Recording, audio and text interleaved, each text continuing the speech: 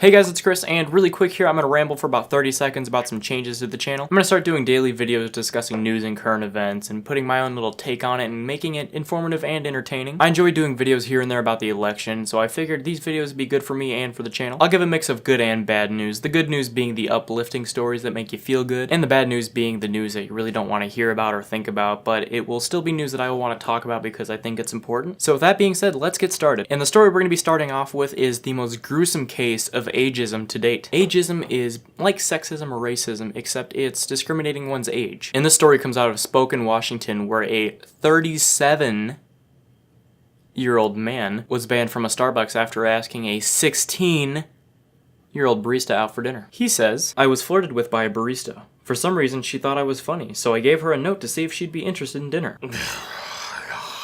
This is a classic case of a guy thinking he's being flirted with, when in reality it's just someone being nice to him. For some reason, she said I was funny. Did you tell her a joke beforehand? Yes, but she laughed, so she must want me. No, I think it's because you told her a joke, and that's why she laughed. But she laughed. Apparently, the man went back to the Starbucks the next day after handing her the note and was met by a police officer that told him he was banned from the Starbucks. He says he broke no laws and merely took a chance with his heart. Oh, God. Unfortunately, there is no name or picture to go off for this man, but if you're like me, you probably imagined him to look something like this. Now, this next story is more serious and actually really sad and aggravating. News has come out about ISIS claiming responsibility for the Istanbul nightclub attack on New Year's Eve. Officials say the shooter opened fire at more than 700 people at this nightclub, killing 39 and injuring more than dozens. Officials also said that he was reportedly dressed as Santa Claus, but that has later come out as false. But what has come out since then is ISIS has claimed responsibility for this attack. One of the club goers told the Associated Press, "Before I could understand what was happening, my husband fell on top of me." Then adding, "I had to lift several bodies from on top of me before I can get out." It's truly heartbreaking to hear, and I hate these stories because it just shows that one selfish asshole can take the lives of so many innocent people just enjoying a New Year's Eve, just to make a statement or strike fear into people. And I don't want tragedies like these to diminish other tragedies. Just because this one's being talked about does not mean it's more important than any other one. I think most people in countries like America and in the Western world, they just see tragedies like these that look like more common to happen to us. It's easier for us to relate to because we have nightclubs in our cities, so it makes it a little bit more real for everybody. But we can't let that put fear into us or diminish the tragedies that happen elsewhere. And my heart goes out to all the victims and people affected by this tragedy.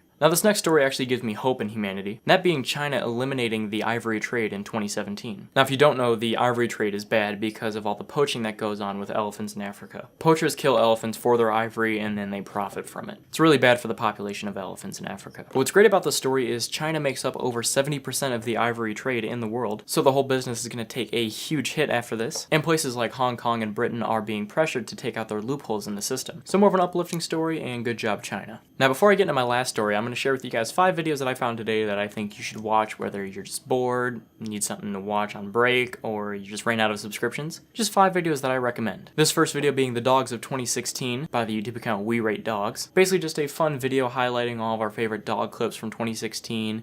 And it's just, everybody loves dogs. If you don't, you are soulless. It's just a great video to perk your day right up. Second video is How Big Do Tsunamis Get? From the channel Real Life Lore, which always produces very well-made educational videos that are easy to watch, not too long at all, and you always learn stuff from them. So go watch that so you can get some of that education that you forgot from high school back. Next video is a clip from an interview with Carrie Fisher in 1977. This came out right after Star Wars released, and it was in France, so the whole video is in French. But don't worry, it is subtitled for your convenience. But just a really good video to kind of look back on good memories of Carrie Fisher, and it's something different to watch that you probably haven't seen before. The fourth video is the Elf trailer remixed to be a thriller movie. Really fun video to watch. It's by the YouTube account Cinefix. There's another video of the Elf being remixed to be a thriller trailer, and that was released a couple years ago by another YouTube account. Both versions are good in their own little ways, and I'll release both the links in the description for you guys. And the last video I recommend for you guys today will gain you some cultural relevance. It's the video of Mariah Carey's lip sync slip up on New Year's Eve, and it is a fantastic cringe fest. Just really fun to watch. And I do applaud Mariah Carey for just owning it. Probably the best thing she could have done in that situation, so go Mariah. Now on to my last story for the day, which is a odd story, but it's probably one of my favorite stories. It's about an Uber driver named Noah Foreman who hit 236 consecutive green lights.